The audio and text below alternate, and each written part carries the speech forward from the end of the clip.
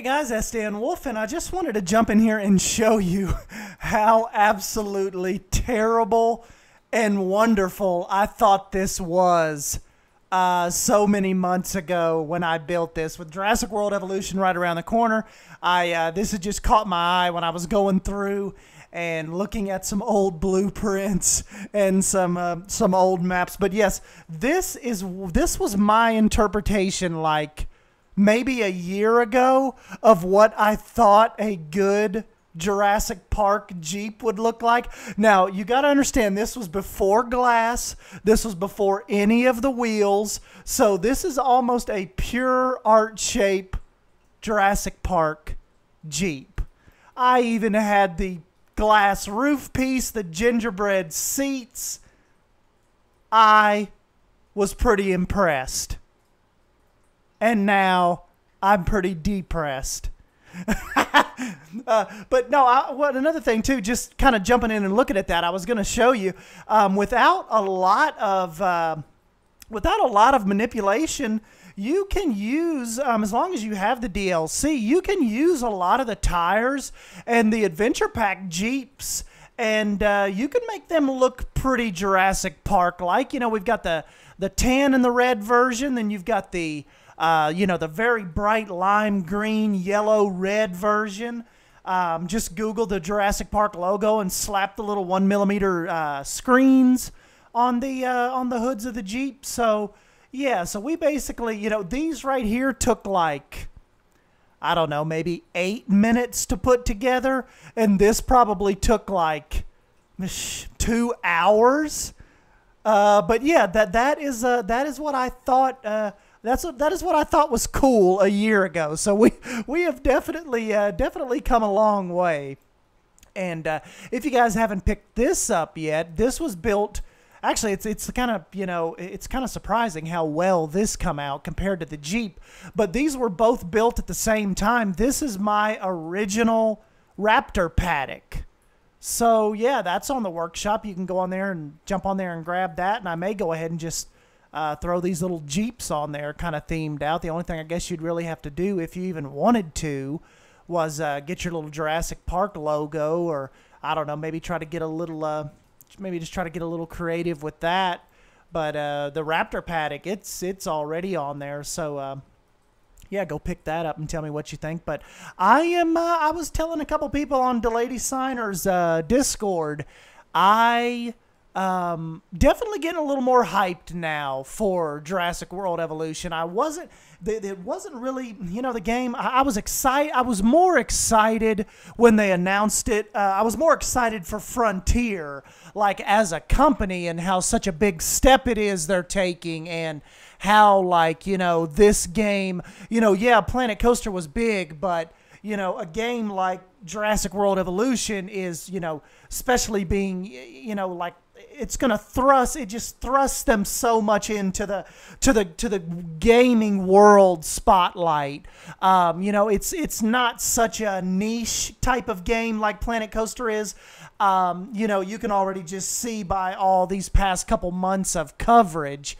So like I said, really happy with them, and really happy for, I know what kind of incredible opportunity this must be for them, to kind of prove themselves even more so to the general, the larger global gaming audience. And who knows what kind of, if this all kicks off good, what kind of doors this can open up for Frontier as far as other IPs and other companies and investment companies and companies such as Universal and Universal themselves, feeling comfortable with licensing more of their property out to Frontier to develop. And that leads us into our next point, and one of the things like that that SP Ridley and I were going to kind of hit on a little more in Planet Coaster Dreams episode 2, but that is more so of the fleshing out of different IPs. Like we were saying,